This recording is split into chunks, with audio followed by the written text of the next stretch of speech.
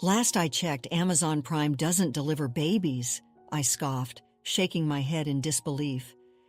My mother-in-law proposes or something else. I'm supposed to become a surrogate for my sister-in-law. Crossing awkward boundaries just hit a whole new level.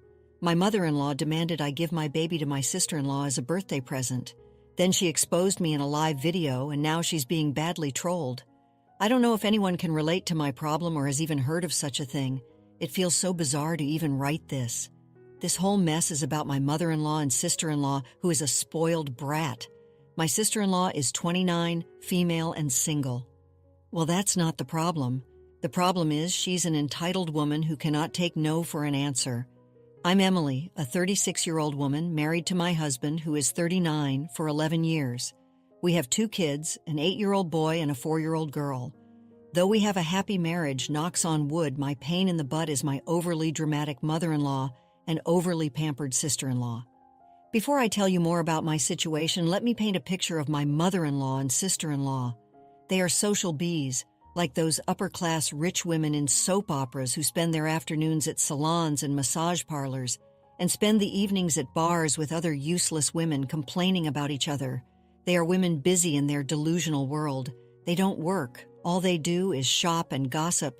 My father-in-law is busy making money, and these women are busy spending it. Father-in-law is almost a non-existent member of the family, or rather just a cash cow. There is a rumor that the father-in-law has a mistress and the mother-in-law knows about it. So it's kind of a pact between them that he fulfills all their demands without any question, while he gets to have a mistress. I don't know how true it is, but seeing father-in-law's role in the family, it looks like this is true. Otherwise, no sane man would remain quiet at mother-in-law and sister-in-law's stupidity. Coming to my miserable life, so last week, my mother-in-law called and asked me out for lunch, and that too on a Wednesday afternoon. I wanted to say a straight-up no, but it was after a long time that she wanted to meet me, so I discussed an alternate schedule. I asked if we could meet in the evenings for dinner, but, they are busy women in the evenings, busy with friends at the gaming parlor. So it was decided that we meet on Saturday afternoon. I go there in my normal outfit, and she shows up in an utterly shimmery black dress. What a choice for an afternoon lunch, and she comes and criticizes my dressing sense. After we were done with the small talk, she started by asking what we were planning to gift my sister-in-law for her 30th birthday. I was confused because her 29th birthday was just a couple of months ago. I said, her next birthday is like 10 months away. She laughed and said, that's why we need to plan it. Remember what happened this time? She got upset with the gifts you guys gave her. Her birthday just got spoiled. I rolled my eyes like, yeah, of course we spoiled her birthday because we gave her a normal $250 dress and not a premium Zora one with a matching sapphire necklace. She went on to say, to avoid upsetting her, I have thought of a perfect gift which you guys should give to her as her birthday present. And what was that? A baby. That's right. She wanted me to have a baby for her entitled brat. I was aghast. How could anyone even imagine that someone would ask for a baby as a gift? I could not comprehend what she was saying. I had to ask her multiple times if I heard her right. She said, yes, I want you to have the baby and gift it to Tiffany, sister-in-law, as her 30th birthday present. I flipped out. And why do you think I would do that? To cover for your substandard gift this time, you ruined her 29th birthday, so you owe this to her? I stood up and said, I don't owe anyone anything. I'm not a broodmare to breed a child and give it to her. I stormed out of the restaurant. On the way home, I went to pick up my son from his friend's place. When I reached home, my husband asked me what happened between me and my mother-in-law. I asked him what he had been told. My husband knows my mother-in-law and sister-in-law's tantrums, so he doesn't take them seriously.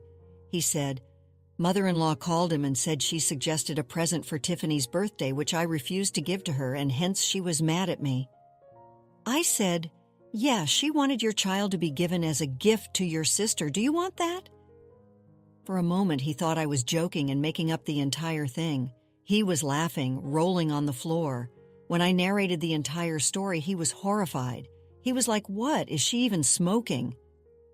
I made it clear to him that there was no way I was going to accept her demands. My husband pacified me and said, we are not having any more children and we are not giving it to Tiffany.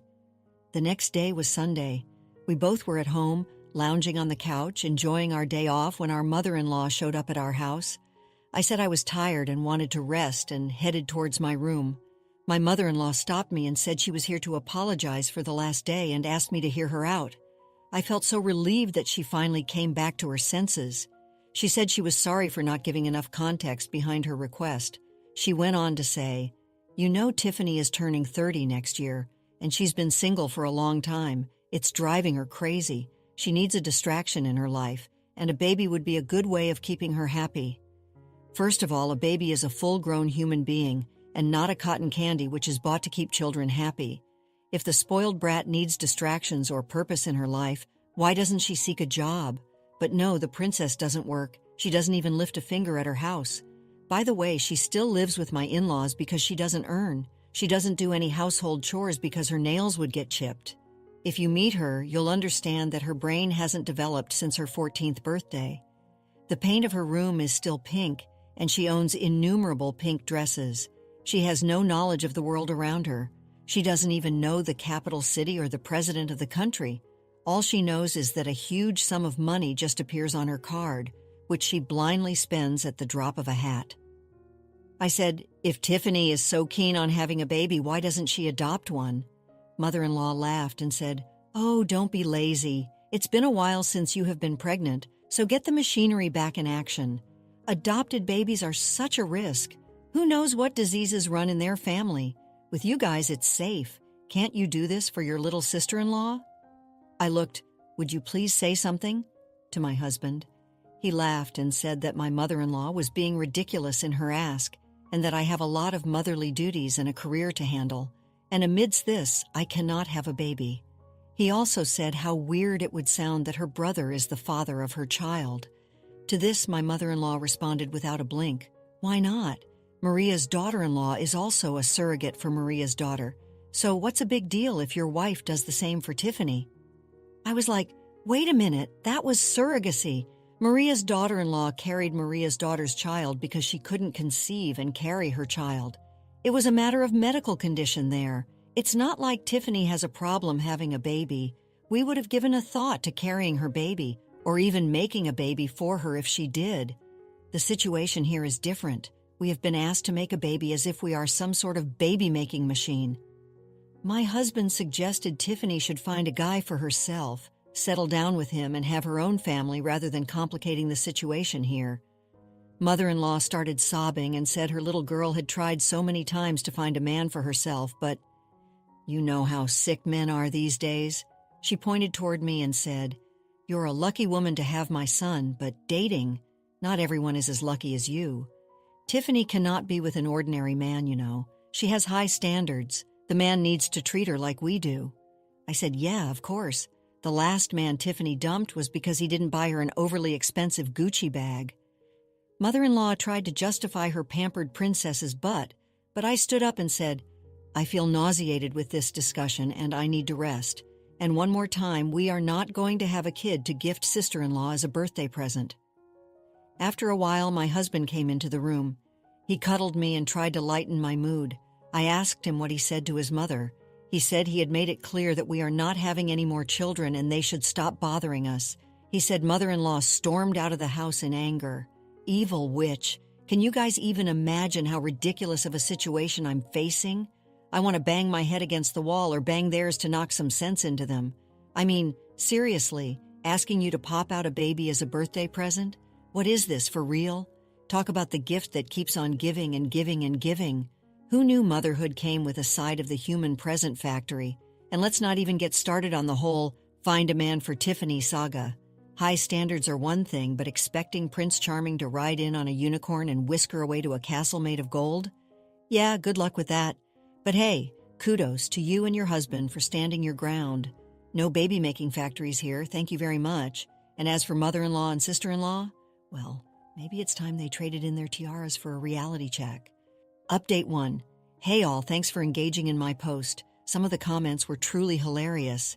You guys are right in saying that sister-in-law is mentally, well, let's just say she's not the sharpest tool in the shed. Even if I feel this way, both my sister-in-law and mother-in-law need to get their brains checked. Maybe they got buried under the pounds of makeup. Had it been any other normal people, they would have backed off with the last conversation we had. But here we are dealing with two maniacs. Until now, it was just my mother-in-law, but now my sister-in-law also got into the picture. I tell you guys, she's 100 times more difficult to talk to because she says she doesn't understand logic. As I mentioned in my last update, my mother-in-law ruined my Sunday with her baby-making pitch. A week later on the next Sunday, bam! She again shows up with her darling doll. Seemed like they had pledged to ruin my day off. Tiffany comes in wearing a skirt and a comfy blouse. This was the first time I had seen her without her teeny tiny skinny clothes, but her hair and nails were done perfectly. My mother-in-law points out and says, "Do you see? Tiffany has already started dressing like a mommy." So this was the reason for her changed dressing sense. Do they think that changing your wardrobe would make you a mommy? Changing your clothes and bam, you're ready to be a mom? Tiffany smirked at me and said, "I'm perfect in whatever I do." And then she rushed to hug her big brother as if he had not met them for ages. Remember I told you she behaves like a 14-year-old cutie pie? She screams as if everyone is standing far apart. When is the good news coming? My husband acted dumb and asked what good news she was talking about. She smirked and said, "I know you want to give me your baby as a surprise gift on my 30th birthday, but Mom's a spoiler. Now I know what your plan is. I'm so excited to be a mommy of a cute little girl. I've already started shopping for her." My husband stopped her in between. Glad he did because I was about to smack her head. He said, "That's not true. We're not going to have any baby. Forget about giving it as a gift." For a long time, she thought he was trying to hide it to not ruin the surprise. How delusional, you see. When she ultimately realized that she was not getting a baby present, she screamed at me, "Why not? You have always been cruel to me. This is your chance to make it even. Come on, go. You guys give me a cute baby girl." I said, "Tiffany, we're not running a baby supply business where you order a cute baby girl and you get one. Do you even know how babies are made?" She mellowed down and said, "You know I have always wanted a baby girl. I have so much love in me that I want to shower on my baby. And you all are depriving me of that. That baby is going to be the luckiest to have me as the mommy. I'm going to raise her as a confident and successful woman. I assure you guys are going to be proud and won't regret a bit." You see, that's why I said you cannot talk to her. This witch is mindless. First of all, do you guys think she's in her right senses to have a baby? She doesn't even understand that I have no control over the gender of my baby. You don't get choices there like a lipstick palette. Second, this witch has never lifted a baby in her arms. When my children were infants, she used to shoo them away because they might spit and soil her hair and clothes. Even now, she doesn't let my daughter come near her because she would mess with her nails and hair. How can you imagine this woman to be changing a nappy or swaddling a baby in the middle of the night? Moreover, I cannot suffer for a grueling 9 months and then bear harrowing delivery pain only to give away my child to this pampered princess and see her turning into a mini version of the entitled rat. Tiffany was still blabbering her case of proving to be a great mother, but I had zoned out in my thoughts, which I wrote above. Suddenly I stood up and said, "Look, Tiffany, I know you would hate me for this. You anyways hate me always, so it doesn't make any difference. I'm not going to have a baby for you. Do you get that? Or should I write it down for you? Because it looks like you and your mother have lost your hearing abilities as well as your brains." My husband gestured at me to go easy, but I had lost my mind at their craziness.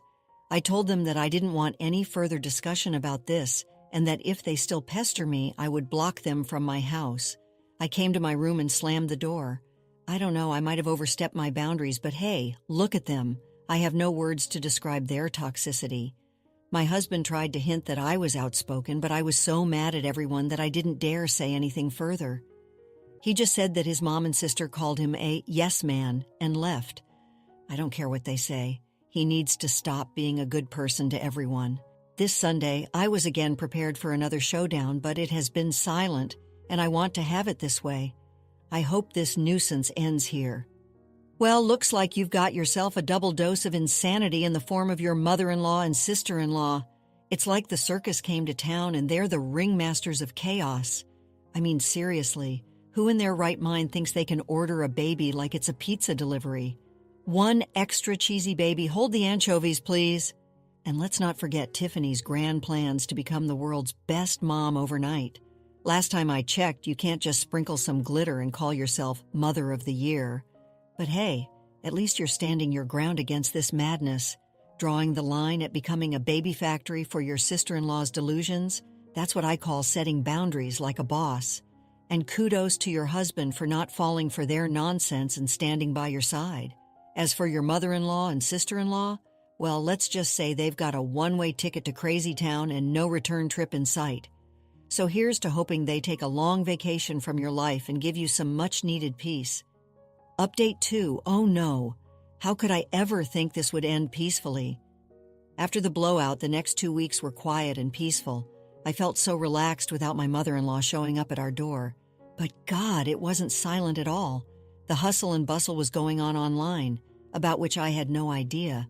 Tiffany had been defaming me on social media, saying I was ripping off her chance to be a mother. She calls herself a beauty expert and posts makeup videos. She has a decent number of followers on her account. I'm not so active on social media because I have a life beyond screens, 2 kids, and a real job. Anyways, Tiffany claimed that her brother was game with the idea of having a baby for her, but I was the witch denying it. She expressed how she always wanted to become a mother, but since she was single, she's not getting any luck in adoption. Such a lie. They never tried for adoption. Even if they did, I'm sure they wouldn't make it through the adoption interview. Tiffany said all sorts of things to show me in a bad light. She said I was denying giving her a baby because she was unmarried, and I have conservative and rudimentary beliefs. I wanted to reply that I was denying the baby because she's dumb. I didn't know about her hate campaign until my husband's aunt called me to ask why I was doing this to Tiffany. That's when I read everything. It was kind of funny to see how her stupid friends and relatives made me the villain. I mean, even if what she said was true, I still have a right to say no. It's my body and I can't deny it. My husband said to ignore it and that this would pass like a season. I ignored it initially, but how could you not read a public post made against you? We ain't that thick-skinned. I realized she was taking my silence against me and talking trash about me. My friends and I came up with a plan to make Tiffany taste her own medicine. I called up Tiffany and said, I'm deeply concerned by the online campaign you're running against me, and the negativity is spoiling my reputation, so I'm considering bearing a child for you. Yeah, I said this to satisfy her ego. Reputation, my butt. I don't care what she or her stupid followers think about me, but she needed to be put into her place. She's been a pain in my butt for a long time now, and it's time to deal with her. I said, Tiffany, why don't you come over, and we discuss a few things before we proceed. She was over the moon, thinking she defeated me. When she came to my house, I said, since I have agreed to your demands, then why not we go live and inform everyone that you're going to have a baby soon? It would help me wash off the negative reviews, and you would also get good watch time. She's a social media enthusiast, so she agreed immediately. We went live, and I said, I have agreed to have a baby for Tiffany, so let's have some questions for the would-be mama. Tiffany was so happy with her victory that she didn't realize what she was signing up for.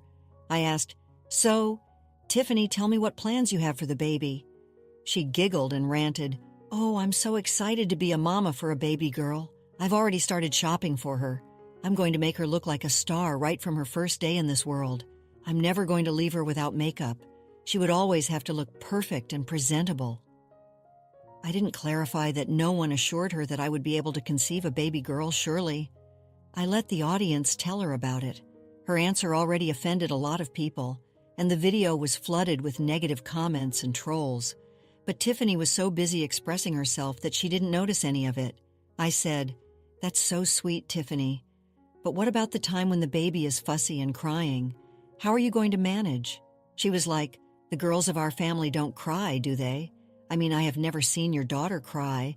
She's always so cleanly dressed up and so calm. Without making her feel stupid, I said, It's because you have seen her for a very brief period. All babies cry, and behind a clean, well-dressed baby, there are hours of firefighting by the mommy.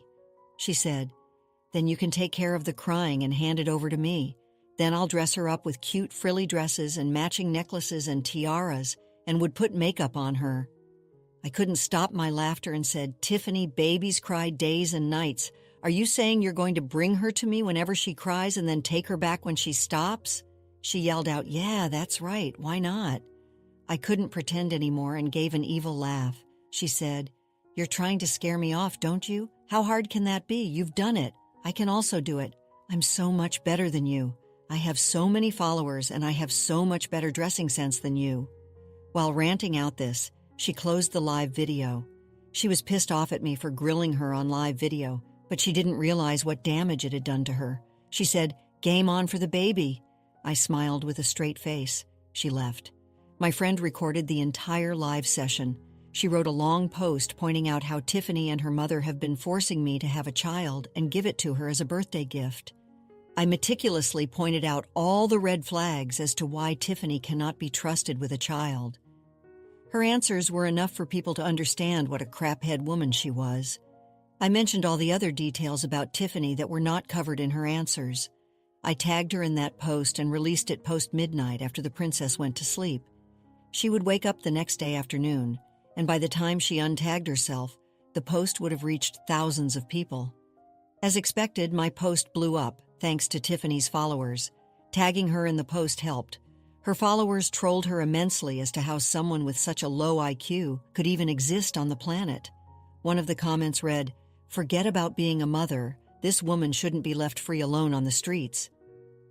After this online battle, my mother-in-law calls me. Before she could say anything, I said, "Before you utter a word, let me tell you that you're being recorded, and I'm not going to hesitate to post it publicly." My God, she hung up and never called back. Neither did I get a call from the spoiled princess because I told mother-in-law that I'm going to record all the calls and chats from them, and if they ever try to create trouble at my house, I'm going to record that too. It was so satisfying to put them in their place. My husband and I are still laughing, reading the comments from the trollers in the sister-in-law's video. It's just so hilarious. Come on, trying to smear your name on social media? That's like bringing a rubber knife to a sword fight and then trying to pull the wool over everyone's eyes with her fake baby craze. Ha! But oh boy, did she get a taste of her own medicine when you flipped the script on her live video? Watching her stumble through her delusional plans for motherhood was pure gold. And let's not forget your masterstroke with the midnight post. Tagging her in that truth bomb was like dropping a truth bomb right in the middle of her fantasy land. The way her followers turned on her, priceless. And as for your mother-in-law, well, looks like she finally got the message loud and clear. Nothing like a little recording threat to send her running for the hills. So here's to you standing tall against the tyranny of entitled in-laws. Keep slaying, OP. The world needs more warriors like you. Bravo. Let's conclude the story shortly. After that live video debacle, Tiffany's online presence took a nosedive. Brands dropped her, followers dwindled, and her dream of being a mommy influencer went down the drain. It seems she finally got a taste of reality, a reality where babies aren't accessories and motherhood isn't a photo shoot. As for my mother-in-law, the silence from her end speaks volumes. I guess the threat of public exposure was enough to clip her wings. It's been peaceful ever since, a peace I cherish dearly. My husband and I are closer than ever, laughing at the absurdity of it all.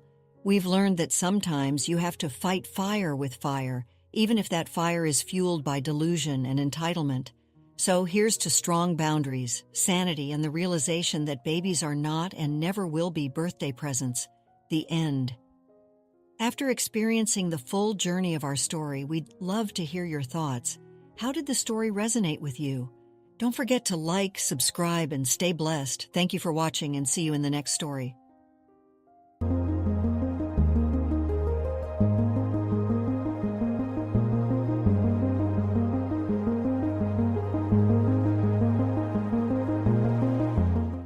Alright, everyone's presentations are done.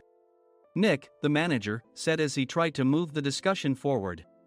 Excuse me, I haven't. I recently found out something. Nick interrupted me and began to speak.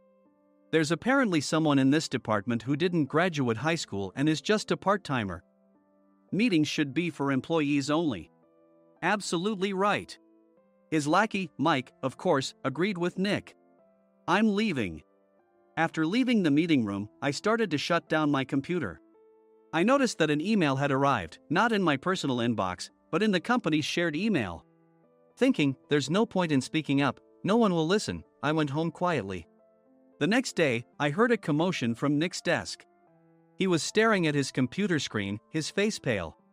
"Nick, is something wrong?" Mike looked at the screen with him. And he turned even paler than Nick. Why is he so angry? Knowing the reason for Mike's distress, I thought to myself, serves them right. My name is Adam. My mother passed away when I was in the 9th grade, and I was raised by my father. Well, you could hardly call it being raised. After my mother passed, my father changed. He drowned his sorrows in alcohol, and though he still went to work, he squandered our living expenses on horse racing.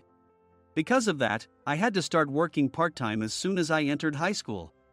Every month, I went to the convenience store with bills in hand that couldn't be auto-deducted from my father's account. Even though I endured it because I didn't want to be alone, I reached my limit in my second year of high school and dropped out. I found a live-in job at a distant inn. Thank you for everything.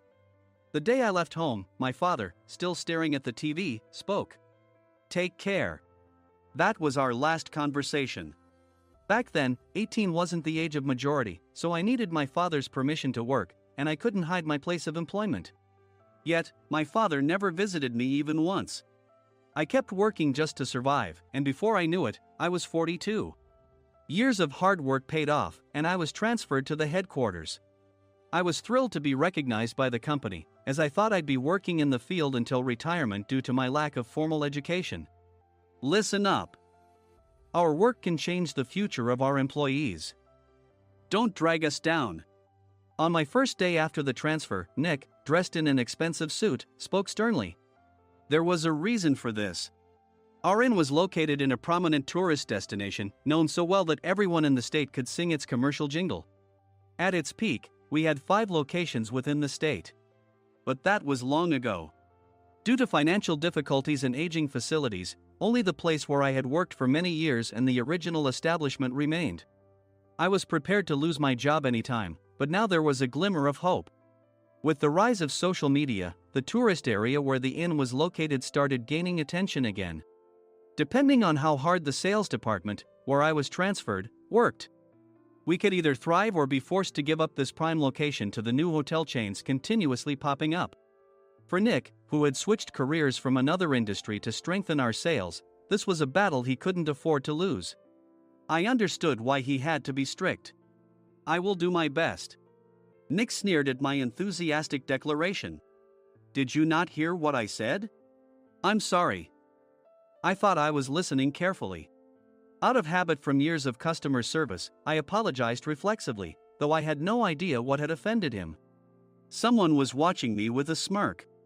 In this department, there are those who are expected to excel and those who have been shoved here because they have nowhere else to go. You are the latter. It was Mike, the section chief. He's 7 years younger, at 35. But he was called to headquarters much earlier than I was and had been moving around within the headquarters ever since. I'm not jealous, but I can't accept that he's my boss. Graduating from a prestigious university, he has an unusually high pride and caused many problems as a newbie, making things very difficult for me when I was the front desk leader. When I found out Mike was transferred to the sales department a month before me, I was disheartened. Mike is right. With just a middle school diploma, there's not much you can do. Don't even think about achieving results. As if I didn't exist, Nick remarked, I'm thirsty. Mike eagerly ran to the coffee maker. It seems Mike is Nick's lackey.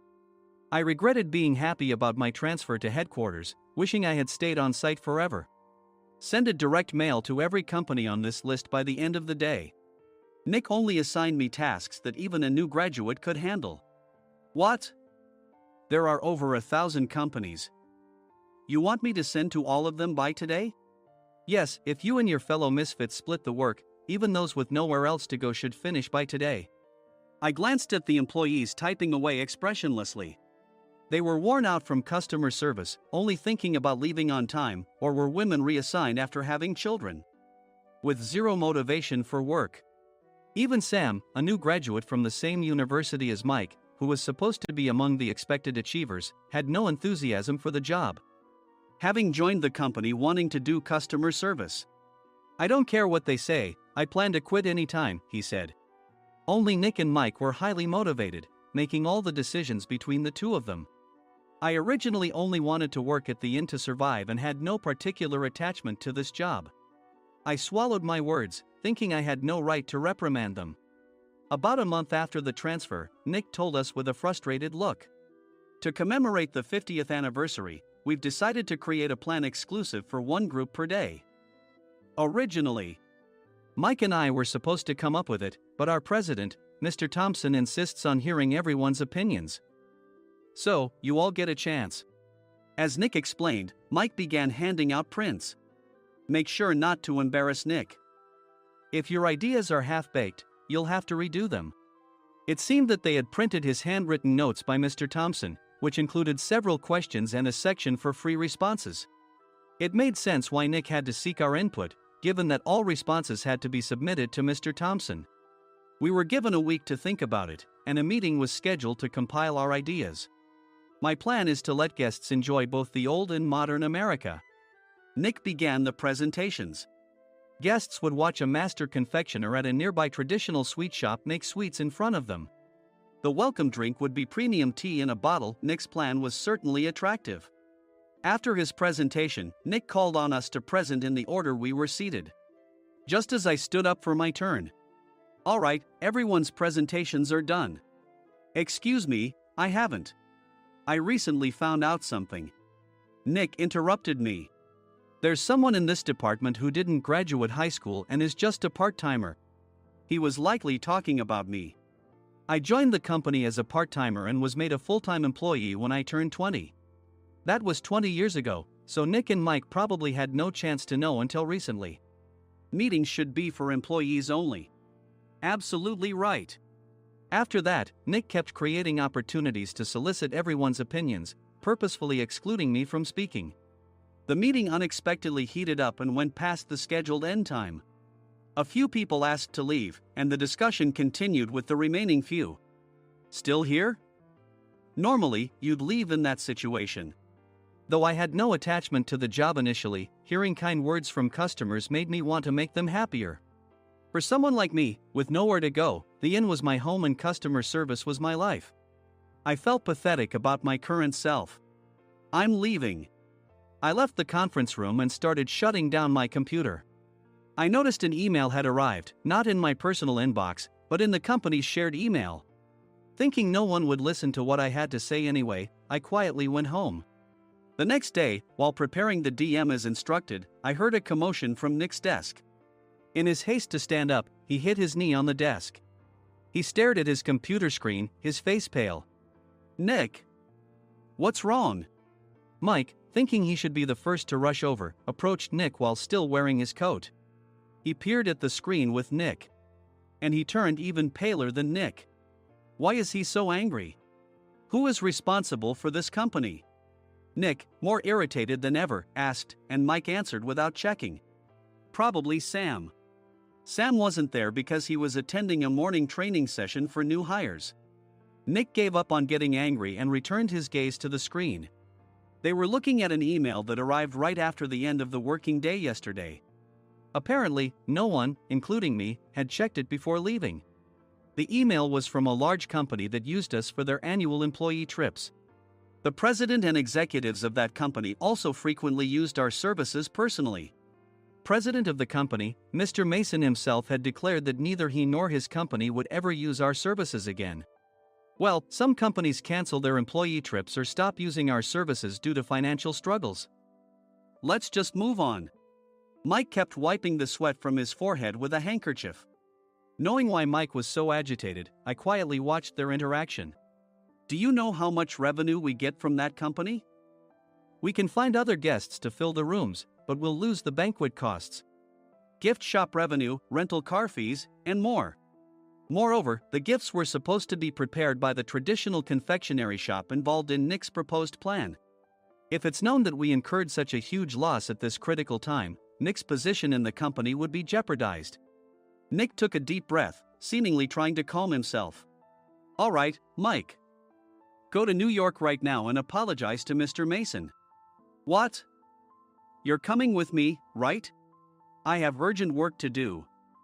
I trust you, which is why I'm entrusting this to you. Please.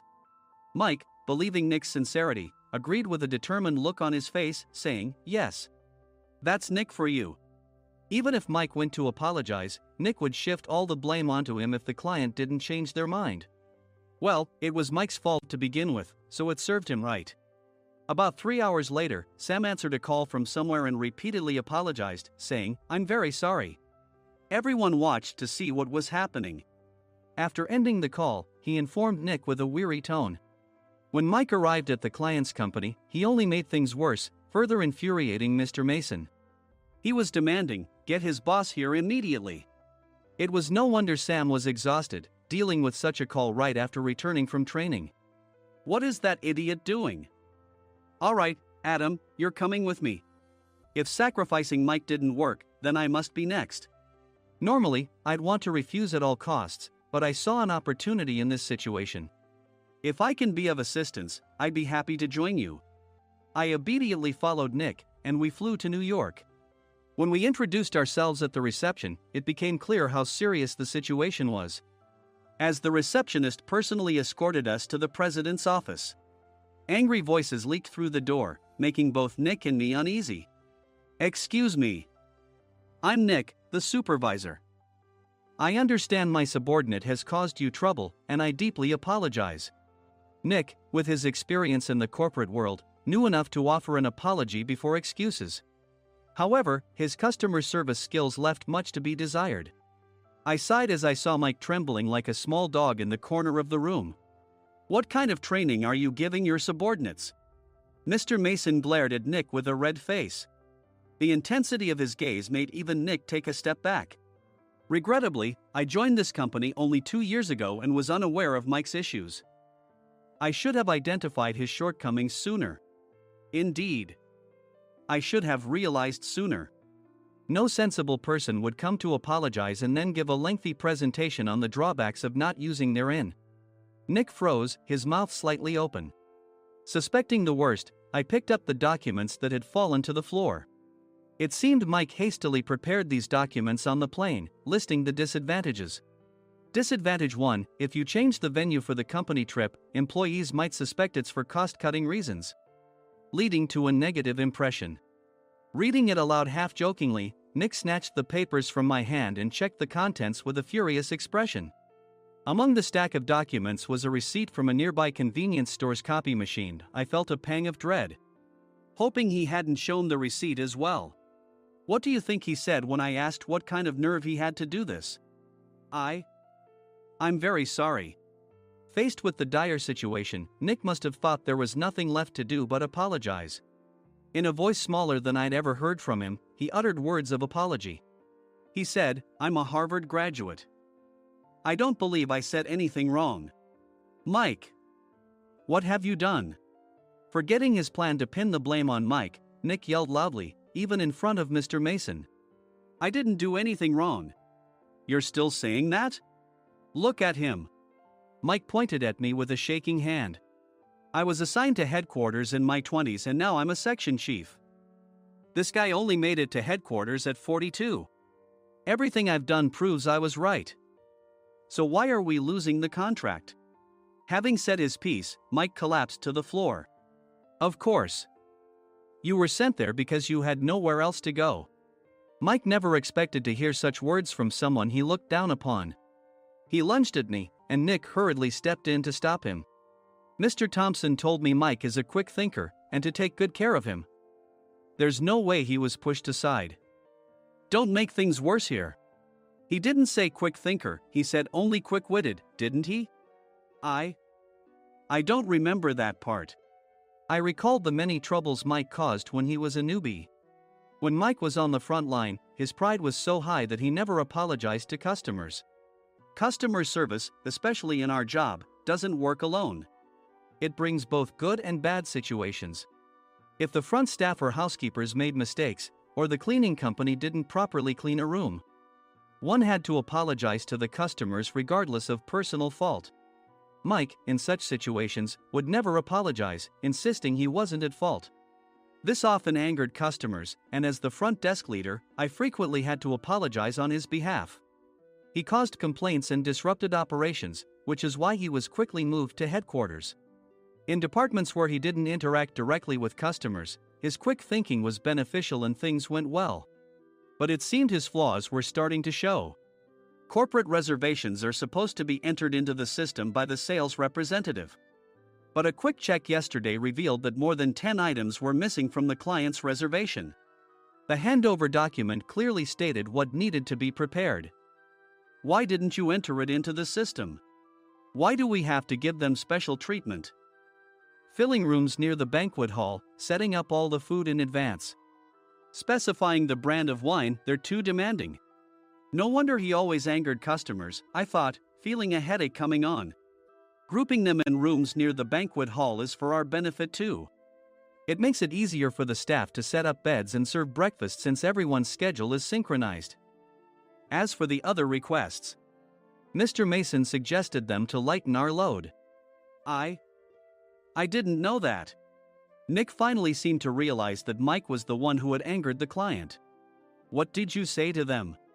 I just told them we wouldn't give them special treatment anymore. We shouldn't waste effort on things that don't bring in money. I was utterly exasperated at his lack of understanding of customer service.